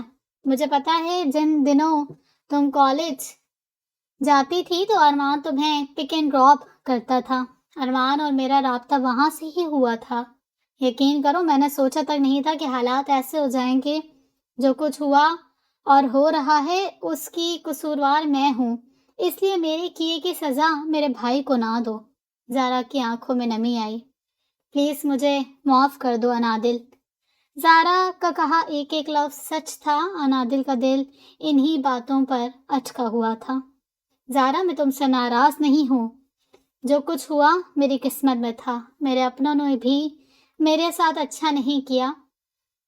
میں اب تم سے ناراض نہیں ہوں، بے فکر رہو۔ انادل نے زارا کا ہاتھ پکڑ کر اسے تسلی دی اور اپنے کمرے کی طرف بڑھ گئی۔ جب سے زارا نے اسے سچائی سے آگاہ کیا تھا، انادل گمسم تھی۔ اس کے لیے فیصلہ کرنا مشکل ہو گیا تھا، لیکن ناممکن نہیں۔ کبیر کمرے میں آیا تو اسے یوں بیٹھا دیکھ کر چپ نہ رہ سکا اور پوچھ ہی لیا، انادل ایسے کیوں بیٹھی ہو؟ کسی نے کچھ کہا ہے کیا؟ وہ بس سر درد کر رہا تھا اس لیے، انادل نے جھوٹ بولا۔ اچھا ادھر آؤ، میں تمہارا سر دبا دوں۔ نہیں، آ جائے گا آرام۔ اچھا، کیسے آئے گا؟ چائے پی لوں گی تو آ جائے گا آرام، انادل نے جواب دیا۔ صدف آپا سے کہنا کہ میرے کپڑے استری کر دیں۔ انادل اٹھ کر جانے لگی تو کبیر نے آہستہ سے کہا، لائے میں کر دیتی ہوں۔ آج پہلی بار انادل نے خود سے اس کے کسی کام کو کرنے کی پیشکش کی تھی۔ دوسری طرف کبیر حیران ہوا تھا، بلکہ خوش ہوا تھا کہ یہ تبدیلی کیسے آئی۔ وہ الماری میں پڑے ہیں، شام تک کر دینا، مجھے کہیں جانا ہے۔ کہاں جانا ہے؟ آج وہ سوال جواب کر رہی تھی۔ ابو سے جیل میں ملنے جانا ہے، ضروری کام ہے۔ جی شام تک ہو جائیں گے۔ ٹھیک ہے، لیکن پہلے چائے تو بنا کر پی لو۔ جی جا رہی ہوں۔ کبیر حیران تھا کہ انادل کو آج کیا ہوا ہے۔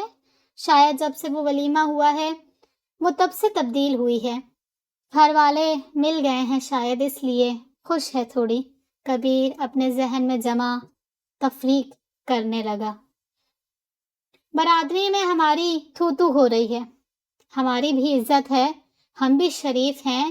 وہ لوگ خود عزت دار بن کر بیٹھ گئے ہیں، لڑکی ان کی بھاگی ہے اور بے عزتی ہماری ہو رہی ہے۔ اکرم صاحب تو تل ملاتے ہوئے گھر آئے تھے۔ آخر ہو کیا گیا ہے؟ کچھ ہمیں بھی تو بتا دیں، راستہ بیگم نے اکتائے ہوئے پوچھا۔ ان کی دشمنی جن لوگوں سے ہے وہ ہمیں تانا دیتے ہیں۔ یہ رشتے ہونے سے پہلے ہماری ان لوگوں کے ساتھ اچھی بنتی تھی، اب وہ لوگ بھی ہمارے خلاف ہو گئے ہیں اور آئے روز بغیرتی کا تانا دیتے ہیں۔ ارے یہ تو ہونا ہی تھا۔ ملاؤ اپنے بھائی کو فون اور پوچھو اس سے کہ اب کیا کریں۔ بھائی صاحب نے تو کہا تھا کہ جو کرنا ہے اب تم نے ہی کرنا ہے، اور مجھے راحت بیگم اور ان کی اولاد پر پورا اختیار ہے۔ ہماری باتیں یہ لوگ نہ مانیں گے تو مجھے اختیار جو دیا گیا ہے اسی کا استعمال کروں گا۔ ہاں تو ٹھیک ہے نا، پہلے زارا کو تو بلواؤ، بہت ہی شاطر لوگ ہیں وہ۔ انادل کو تو یہاں آنے نہیں دیا اور زارا کو وہاں رکھے ہوئے ہیں۔ کال کر کے اسے بلوائیں یا پھر ارمان کو بھیجیں۔ راستہ بیگم نے مشورہ دیا۔ ہاں سوچتے ہیں کہ کیا کرنا ہے۔ اکرم صاحب کے تو دماغ میں اور ہی چکر چل رہے تھے، بات عزت کی کرتے تھے اور پھر برادری کے وہ لوگ جو ان کے خلاف باتیں کرتے تھے وہ زیادہ اثر ڈال رہے تھے، اس لیے وہ شیطانی باتیں سوچ رہے تھے اور شاید اب عمل بھی کر ڈالتے۔ انادل نے فیصلہ کیا تھا کہ وہ کبیر سے معافی مانگ لے گی، اس لیے وہ بار بار کمرے کے چکر لگا رہی تھی کہ کبیر کب اٹھے اور وہ جا کر معافی مانگے۔ تھوڑی دیر پہلے ہی کبیر کی آنکھ کھلی تھی جب وہ کمرے میں آئی۔ وہ مجھے کچھ کہنا تھا آپ سے۔ واہ بھئی، آج انادل نے مجھے بھی کچھ کہنا ہے۔ جلدی کہو نا بیگم صاحبہ۔ کبیر کا موڈ کافی خوشگوار تھا۔ انادل کبیر کے پاس ہی بیٹھ گئی۔ وہ آئی ایم سوری، میں واقعی غلط تھی، کیا مجھے معاف نہیں کر سکتے؟ میں نے اتنی باتیں سنائی آپ کو، جبکہ کبیر تو اس کی بات سن کر ہی حیران رہ گیا تھا۔ اچھا یہ تو مجھے پتہ ہی تھا کہ تم ایک نہ ایک دن ایسا ضرور کہو گی، اس لیے تو میں اب تک خاموش تھا۔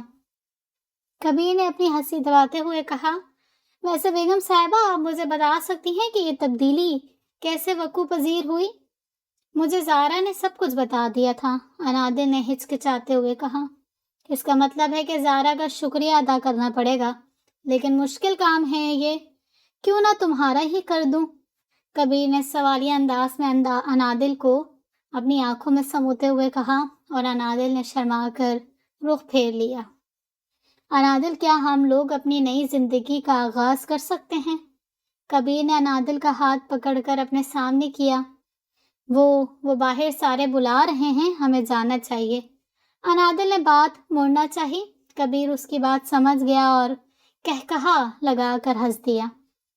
اچھا، بڑی بات ہے، آج سب کی بہت فکر ستا رہی ہے۔ ہاں، دیر سے ذہن میں آئی ہے بات، لیکن آئی تو ہے نا۔ چلو پھر باہر چلتے ہیں بیگم صاحبہ۔ کبیر انادل کا ہاتھ تھام کر باہر کی جانب چل پڑا۔ راستہ بیگم، میں کہہ رہا ہوں اتنے دنوں سے کہ زارا کو لے آؤ جا کر، کافی دن ہو گئے ہیں اسے گئے ہوئے۔ اکرم صاحب نے راستہ کو ڈانٹتے ہوئے کہا، ایک طرف تو آپ کہتے ہیں کہ برادری میں ہماری بے عزتی ہو رہی ہے کہ ہم نے اپنی لڑکی ان کو کیوں دی۔ ہاں تو وہ تو اب بھی کر رہے ہیں، اور خود وہ انادل کو بھیج نہیں رہے، اور زارا کب سے وہاں ہے۔ میں آج ہی جاؤں گی اور لے کر آؤں گی۔ راستہ بیگم کے ذہن کے پردے پر جو بات چل رہی تھی، وہ اب چاہ رہی تھی کہ وقت مناسب ہے، کر لینی چاہیے۔ اکرم صاحب، میں ایک بات کہنا چاہتی ہوں، اس پر توجہ دینا اور سمجھنا ضرور، اس طرح ہم بغیرت نہیں کہلائیں گے۔ کیا کہنا ہے راستہ، کھل کر کہو۔ اکرم صاحب نے الجھ کر کہا، کیوں نہ ہم انادل کو یہاں بلا لیں اور پھر طلاق کا مطالبہ کر دیں۔ راستہ بیگم نے بلی تھیلے سے باہر نکالی۔ کسی کی بیٹی کی زندگی کے بارے میں فیصلہ کرتے وقت وہ یہ بھی نہیں سوچتی تھی کہ ان کے اپنے گھر میں 2 بیٹیاں ہیں۔ جب چاہا جو چاہا کر لیا، زندگی تو دوسروں کی ہی خراب ہوتی ہے۔ یہ کیا کہہ رہی ہو راستہ، تمہارا دماغ تو ٹھیک ہے نا؟ ابھی دن ہی کتنے ہوئے ہیں ان کی شادی کو اور تم طلاق کی بات کر رہی ہو، اور پھر تم سوچ بھی کیسے سکتی ہو کہ وہ طلاق دے دیں گے؟ اکرم صاحب کا تو سوچ کر دماغ ہی جواب دے گیا تھا۔ میری بات پر غور کریں، اور ویسے بھی انادل کون سا وہاں خوش ہے؟ ارے بے عزتی بھی کروا رہے ہیں اور بیٹی بھی وہاں خوش نہیں۔ انادل کو یہاں لائیں گے اور پھر طلاق کا مطالبہ کریں گے۔ راستہ بیگم اپنے ذہن میں پورا منصوبہ بنائے بیٹھی تھی۔ وہ لوگ انادل کو نہیں آنے دیں گے یہاں، اور میں نے اس دن بھی کہا تھا کہ انادل کو بھیج دیں، لیکن انہوں نے انکار کر دیا تھا۔ رفیق بھائی نے آپ کو اجازت دی ہے نا کہ جو کرنا ہے کر لیں، تو بس اب جو آپ کو مناسب لگتا ہے آپ وہ کریں اکرم، ہماری بیٹی ہے، ہم جو مرضی کریں۔ اکرم کو راستہ کی بات ماننی پڑی۔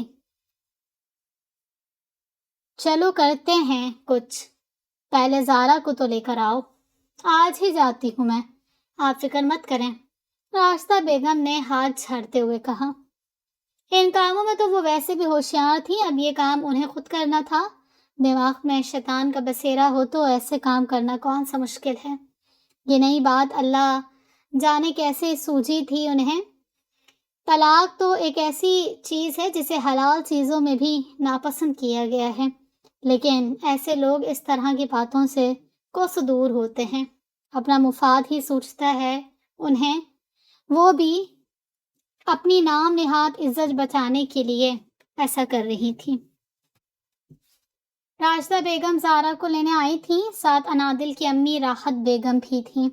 زارا جلدی سے تیار ہو جاؤ، ہم تمہیں لینے آئے ہیں، راستہ بیگم نے چاپلوسانہ انداز میں زارا کو گلے لگاتے ہوئے کہا۔ جی چچی، بس تھوڑا سا وقت لگے گا، آپ تب تک انادل سے مل لیں۔ انادل اپنے کمرے میں تھی، کبیر بھی گھر پر ہی رکا ہوا تھا۔ وہ جانتا تھا کہ یہ لوگ انادل کو لے جانے کی بات کریں گے، اس لیے وہ گھر پر ہی رک گیا تھا۔ ہاں، ہم لوگ سوچ رہے تھے کہ انادل کو بھی ساتھ ہی لے جائیں، راستہ بیگم نے بالآخر اپنا مدعا بیان کر دیا۔ نہیں چچی، فی الحال تو آپ لوگ بس زارا کو لے جائیں، ہم لوگ پھر کسی دن چکر لگائیں گے، کبیر نے حتمی لہجے میں کہا، جبکہ راستہ چچی کو یہ بات بالکل اچھی نہیں لگی تھی۔ بیٹا پہلے انادل سے تو مل لیں، پھر اس بات کا فیصلہ کرتے ہیں۔ جی وہ اپنے کمرے میں ہیں، میں بلا کر لاتا ہوں۔ نہیں نہیں، ہم خود چلے جائیں گے۔ راستہ کو تو یہ بات ہی بہت بری لگی تھی کہ کبیر نے انادل کو بھیجنے سے صاف انکار کر دیا تھا۔ انادل لیٹی ہوئی تھی جب راستہ اندر داخل ہوئی۔ انادل کیسی ہو؟ اور یہ تم اس وقت کیوں لیٹی ہوئی ہو؟ طبیعت تو ٹھیک ہے؟ جی چچی، بس سر بھاری ہو رہا تھا۔ کیوں، خیریت تو ہے نا؟ راستہ بیگم نے جانچتی نگاہوں سے انادل کو دیکھا۔ جی بس ایسے ہی، آپ بتائیں سب ٹھیک ہے؟ ہاں ٹھیک ہوں بھائی، تمہارا شوہر تو تمہیں لے جانے کی اجازت ہی نہیں دے رہا، تم ہی کہہ کر دیکھو، ہماری تو نہیں سنتا۔ انادل تم آ کر رہ جاؤ ہمارے پاس، میرا دل نہیں لگ رہا ابھی، راحت بیگم نے انادل کو ساتھ لگاتے ہوئے کہا۔ جی امی، میں کبیر کو کہوں گی کہ مجھے چھوڑ جائیں آپ کی طرف۔ راستہ بیگم کسی کام سے اٹھ کر باہر گئیں تو راحت بیگم کو موقع مل گیا۔ انادل، تم خوش ہو نا بیٹا؟ جی امی، میں بہت خوش ہوں، تھوڑے دنوں میں آؤں گی آپ کی طرف۔ اچھا ٹھیک ہے، لیکن مجھے تمہاری طبیعت ٹھیک نہیں لگ رہی، تو میرے ساتھ چلو، تمہارا چیک اپ کروا لیتے ہیں۔ امی میں چلی جاؤں گی، آپ فکر مند نہ ہو، انادل نے بات ختم کر دی۔ اسی وقت زارا اندر داخل ہوئی۔ میں تیار ہوں چچی، چلیں؟ زارا نے کپڑوں کا بیگ بھی تیار کر لیا تھا۔ چلو آؤ بیٹا، چلتے ہیں پھر، انادل تم اپنا خیال رکھنا۔ راحت بیگم نے بیٹی کو گلے لگایا، اس کی آنکھیں بھر آئیں۔ جی امی، اللہ حافظ۔ زارا تو چلی گئی تھی، لیکن انادل نے تب ہی تھوڑی دیر بعد کبیر سے کہا تھا کہ وہ بھی امی کے گھر جانا چاہتی ہے۔ ہاں چلی جانا، لیکن پتہ نہیں کیوں ابھی دل راضی نہیں ہو رہا تمہیں بھیجنے پر۔ بات یہ ہے کہ مجھے تمہارے چچا پر بھروسہ نہیں ہے۔ لیکن کبیر، ان لوگوں نے میری شادی خود آپ سے کروائی ہے، تو آپ کسی شک کو دل میں جگہ مت دیں، کچھ نہیں ہوگا، میں کون سا گم ہونے والی ہوں۔ ہاں میں تمہیں کبھی گم نہیں ہونے دوں گا۔ کبیر نے انادل کا ہاتھ پکڑ کر جیسے اس سے زیادہ خود کو یقین دلایا تھا۔ وہ دونوں بہت خوش تھے، لیکن راستہ بیگم اور اکرم صاحب کو ان کی خوشی سے زیادہ لوگوں کی باتوں پر یقین تھا۔ زارا جب سے آئی تھی، راحت بیگم کے پاس بیٹھی تھی اور یہ بات ان سے برداشت نہیں ہو رہی تھی۔ وہ بار بار کمرے کے چکر کاٹ رہی تھی تاکہ باتیں سن سکے، لیکن جو ایک بات وہ سننے میں کامیاب ہو سکی تھی، ان کو اندازہ تھا کہ وہ بات ان کی تمام پلاننگ پر پانی پھیر سکتی ہے۔ ان سے برداشت کرنا مشکل ہو رہا تھا کہ انادل پریگننٹ ہے۔ بازی الٹ چکی تھی، اب وہ کیا کر سکتی تھی؟ اس حالت میں طلاق کا تو سوال ہی پیدا نہیں ہوتا تھا۔ آنکھوں میں چنگاریاں جنم لے رہی تھیں، گھن چکر بن گئی تھیں وہ، جب اکرم صاحب نے ان سے پوچھ ہی لیا، راستہ بیگم کوئی مسئلہ ہے کیا؟ وہاں تو سب ٹھیک ہے نا؟ جی وہاں تو سب ٹھیک ہی تھا، لیکن گھر آ کر زارا کی زبانی ایک بات سنی ہے، اگر وہ راحت کو نہ بتاتی اور میں سن نہ لیتی تو پتہ نہیں چلنا تھا۔ ہوا کیا ہے وہ بتاؤ۔ اکرم صاحب سے یہ سسپینس برداشت نہیں ہو رہا تھا۔ خیر سے انادل ان لوگوں کی نسل بڑھانے پر تلی ہوئی ہے، وہ امید سے ہے، اور آپ اب یہ سوچیں کہ آپ یہ کیسے برداشت کریں گے کہ اس خاندان کے بچے آپ کو نانا کہیں۔ یہ کیسے ہو سکتا ہے؟ ہم تو طلاق کا مطالبہ کرنے والے تھے، اب کیا ہوگا؟ اس طرح تو ہمیں مزید ذلت کا سامنا کرنا پڑے گا۔ انادل کو یہاں آنا چاہیے، پھر ہی کچھ ہو سکتا ہے۔ تم کسی طرح راحت بھابھی کو سمجھا بجھا کر وہاں بھیجو کہ وہ انادل کو یہاں لے آئیں، اور کوئی طریقہ نہیں ہے اسے یہاں لانے کا۔ ٹھیک ہے، میں بھابھی کو دوبارہ بھیجتی ہوں۔ شیطانی بات مسلسل چل رہے تھے۔ راستہ بیگم نے کوئی لگی پٹی رکھے بغیر تمام بات راحت بیگم کو بتا دی۔ اب دیکھو نا، زارا یہاں سے 2 بار جا چکی ہے، لیکن انادل ابھی تک نہیں آئی۔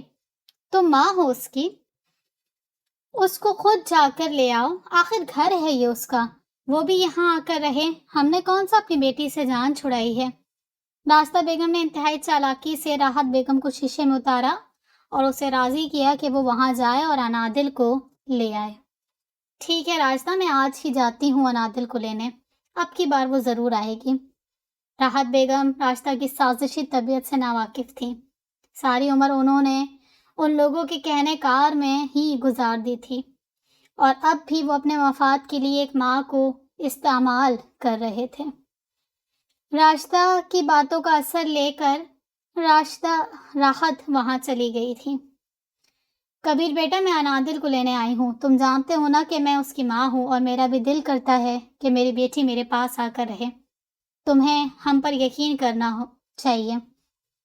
جی وہ تو ٹھیک ہے، لیکن انادل کو اپنا دھیان خود رکھنا نہیں آتا، بہت لاپرواہ ہے خود سے۔ آپ اس کی حالت سے واقف ہیں، پلیز اس کا خیال رکھیے گا، کبیر نے نرمی سے جواب دیا۔ بیٹا، ایک ماں اپنی بیٹی کا ہمیشہ بھلا ہی چاہتی ہے، اور پھر وہ اس کا اپنا گھر ہے۔ تم فکر مت کرو، چند دن میں اسے اپنے پاس رکھ لوں، پھر یہ واپس آ جائے گی۔ جی ٹھیک ہے، میں انادل کو کہتا ہوں کہ اپنا سامان پیک کر لے۔ جب کبیر کمرے میں آیا تو انادل لیٹی ہوئی تھی۔ انادل اٹھو، تمہاری امی آئی ہوئی ہیں، تمہیں ساتھ لے کر جائیں گی، جاؤ تیار ہو جاؤ۔ کبیر نے اس کا کاندھا ہلایا۔ لیکن آپ نے خود ہی کہا تھا کہ ابھی نہیں جانا ہے، انادل نے اٹھتے ہوئے حیرت سے کہا۔ ہاں، لیکن وہ کافی اداس ہیں تمہارے لیے۔ تم بس وہاں اپنا خیال رکھنا، 2-3 دن بعد میں تمہیں وہاں سے لے آؤں گا۔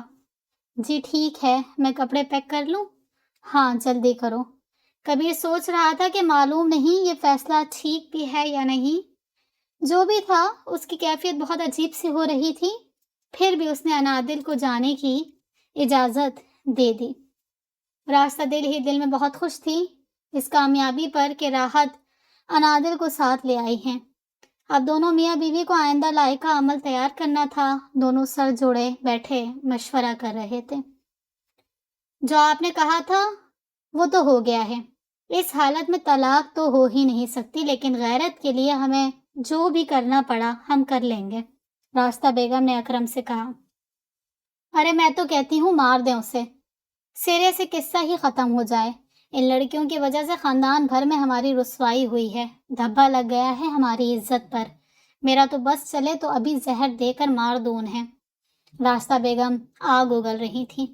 رفیق بھائی سے میں نے سارا معاملہ طے کر لیا ہے، کہتے ہیں جو کرنا ہے کرو، میری طرف سے پوری اجازت ہے۔ اب فیصلہ آپ کے ہاتھ میں ہے میاں صاحب۔ اور ہاں، ایک بات اور سن لیں، ادھر زارا کی طرف سے بھی خوشخبری ہے، جو شاید ہمارے لیے تو بری خبر ہی بن جائے۔ یہ تم کیا کہہ رہی ہو راستہ؟ بات مزید بگڑ رہی ہے، کچھ تو کرنا ہوگا، جلدی کرو۔ بس یہ سارا قصہ ختم ہو تو ہم بھی سر اٹھا کر چل سکیں دوبارہ سے۔ دونوں میاں بیوی تو جیسے ہر معاملے پر آنکھ رکھے ہوئے تھے۔ تو ٹھیک ہے، صبح ہی کچھ کرتے ہیں، یہ کام بس مجھ پر چھوڑ دیں۔ راستہ بیگم نے بہت آگے کی سوچ رکھی تھی۔ سب لوگ اپنی اپنی زندگی میں مصروف تھے، لیکن یہ دونوں میاں بیوی دوسروں کی زندگی کے متعلق کھچڑی پکا رہے تھے۔ انادل اٹھو، نماز پڑھ لو۔ راحت بیگم نے انادل کا کندھا ہلایا تاکہ نماز کا وقت نہ نکل جائے، اور نماز شروع کر لی۔ جی امی، پڑھتی ہوں۔ انادل نے اٹھ کر نماز پڑھی اور قرآن پاک پڑھنے کی نیت کر کے باہر آئی تو کچن کا دروازہ کھلا تھا۔ اسے حیرت ہوئی کہ چچی پہلے تو کبھی اس وقت اٹھ کر کچن میں نہیں گئی، ضرور کام کوئی اہم ہوگا، وہ سوچتی ہوئی واپس کمرے میں چلی گئی۔ راحت بیگم سو رہی تھی، وہ نماز پڑھ کر تھوڑا آرام کر لیتی تھی۔ راحت بیگم کے سونے کی تسلی کر کے دونوں میاں بیوی انادل کے کمرے کی طرف بڑھ گئے۔ انادل جو قرآن پڑھ رہی تھیں، چچا اور چچی کو اپنے کمرے میں دیکھ کر حیران رہ گئی۔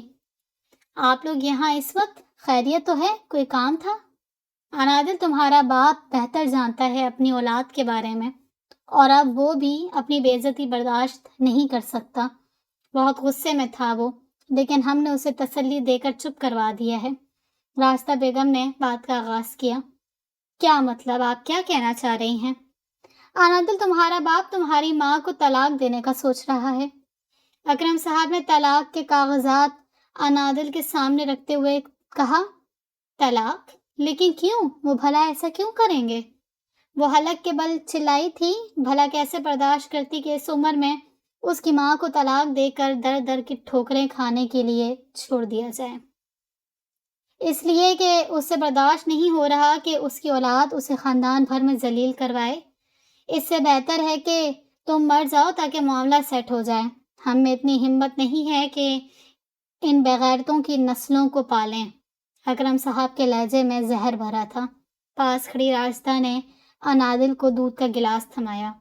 چپ چاپ اسے پی لو انادل۔ کیا تم چاہتی ہو اس عمر میں تمہاری ماں کو طلاق ہو جائے؟ نہیں، میں ایسا نہیں کر سکتی۔ پلیز آپ لوگ ہمارے ساتھ اس طرح مت کریں۔ میں آپ سے معافی مانگتی ہوں۔ انادل کے تو وہم و گمان میں بھی نہ تھا کہ وہ لوگ اس حد تک آ جائیں گے۔ ٹھیک ہے، آؤ پھر میرے ساتھ۔ اکرم صاحب انادل کو گھسیٹتے ہوئے راحت کے کمرے میں لے آئے اور سوئی ہوئی راحت بیگم کی کن پٹی پر پستول رکھ دیا۔ شور سے راحت بیگم کی آنکھیں کھل گئی۔ جب سارا معاملہ ان کی سمجھ میں آیا تو کانپ کر رہ گئی۔ چپ چاپ دودھ پی لو انادل، ورنہ تم جانتی ہو کہ میں کیا کر سکتا ہوں۔ وہ لوگ دھمکیوں پر اتر آئے تھے۔ دوسری طرف راحت بیگم اپنی بیٹی کی زندگی ایسے ضائع ہوتے نہیں دیکھ سکتی تھی۔ بھائی صاحب، آپ کو اللہ کا واسطہ ہے ایسا مت کریں۔ مجھے جیتے جی ماریں، مجھے جیتے جی مت ماریں۔ راحت بیگم نے ہاتھ جوڑ دیے تھے۔ راستہ بیگم نے انہیں پیچھے سے دھکا دیا تو وہ زمین پر گر گئی۔ انادل کا رو رو کر برا حال تھا۔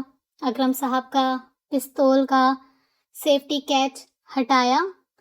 اس سے پہلے کہ انادل اپنی ماں کو اپنی آنکھوں کے سامنے جاتے دیکھتی، اس نے دودھ کا گلاس منہ سے لگا لیا۔ زہر اس کے حلق سے اترتا چلا گیا۔ ماں دوسری طرف تڑپ رہی تھی۔ بیٹی خود ہی ماں کو موت کا مژدہ سنا رہی تھی۔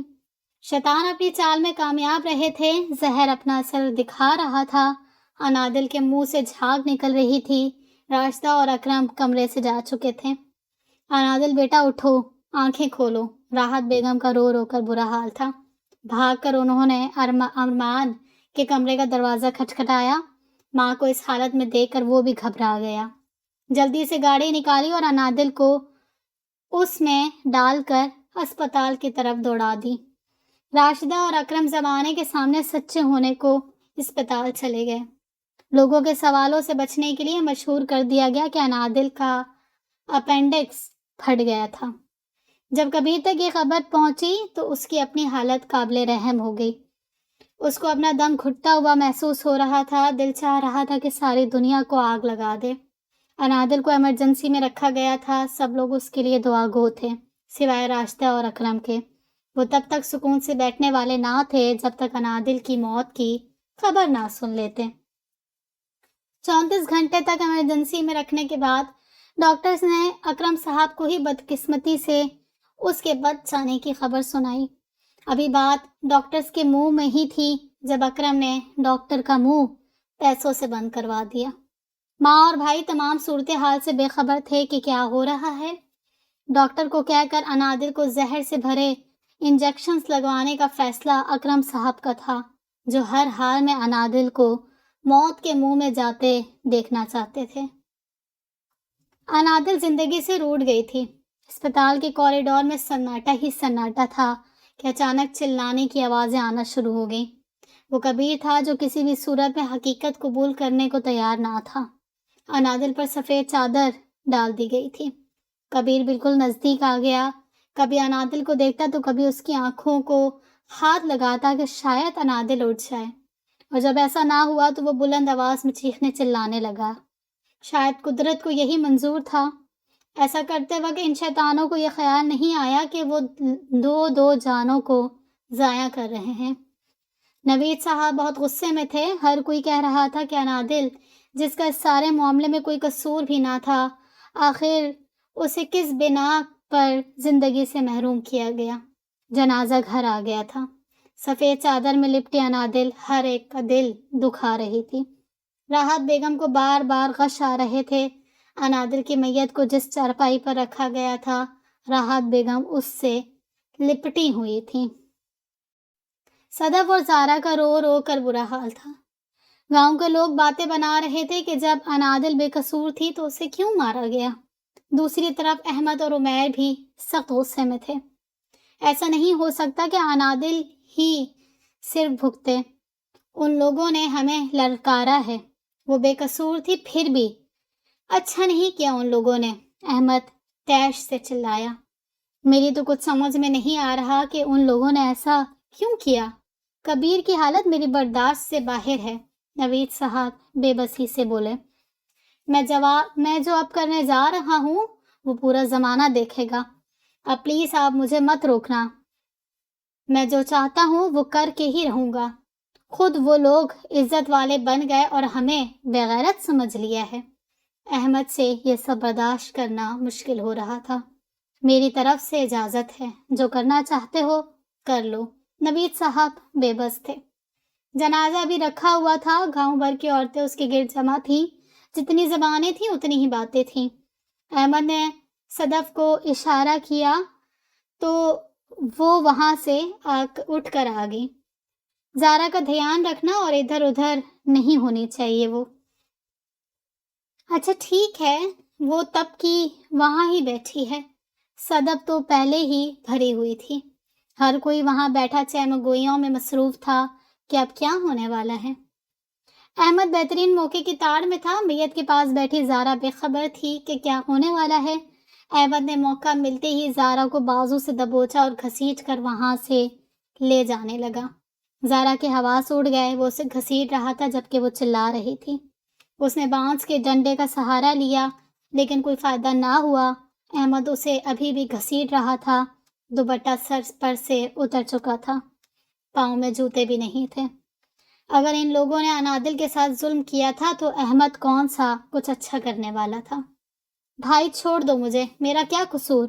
زارا گڑ گڑائی تھی لیکن احمد جو اسے بے جان وجود کی طرح گلیوں میں گھسیٹ رہا تھا، اس کی منتوں پر کان نہ دھرتے ہوئے اسے تھپڑوں سے مارنے لگا۔ سارا قصور تمہارا ہی ہے، یہ سارا گند تم نے ہی پھیلایا ہے، تمہاری وجہ سے ہی یہ بے گناہ لڑکی ماری گئی۔ ان لوگوں نے اپنی لڑکی کو مار کر خود کو عزت دار بنا لیا ہے اور ہمیں بغیرتی کا طعنہ دے رہے ہیں۔ تمہیں بھی مر جانا چاہیے، اب تمہارے پاس زندہ رہنے کا کوئی حق باقی نہیں ہے۔ احمد نے زارا کو بالوں سے پکڑ کر کھڑا کیا اور گاڑی میں دھکیل دیا۔ خود بیٹھتے ساتھ ہی اس نے ڈرائیور کو چلنے کا حکم دیا۔ زندگی ان دونوں کا امتحان لے رہی تھی، بالکل اچانک سب برباد ہو گیا تھا۔ لوگوں سے انگلیاں حیرت سے دانتوں تلے دبا لی۔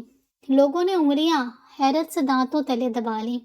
وہی لوگ جو پہلے بےغیرت ہونے کا طعنہ دے رہے تھے آج وہی دکھی تھے۔ لوگ کسی حال میں بھی جینے نہیں دیتے۔ جنازہ اٹھا لیا گیا تھا۔ کبیر نے جب سے انادل کی موت کا سنا تھا اپنے حواسوں میں نہیں تھا۔ قبرستان میں سب لوگ اکٹھے ہو چکے تھے، ابھی میت دفنائی نہیں گئی تھی کہ فائرنگ شروع ہو گئی۔ نوید صاحب کا غصہ کسی طور پر قابو نہیں آ رہا تھا۔ فائرنگ بھی اس لیے کی گئی تھی کہ بتا سکیں کہ ان لوگوں نے ہماری بہو کو مار کر اچھا نہیں کیا۔ دنیا والے تماشا دیکھتے رہے اور جسے مٹی میں جانا تھا وہ چلی گئی۔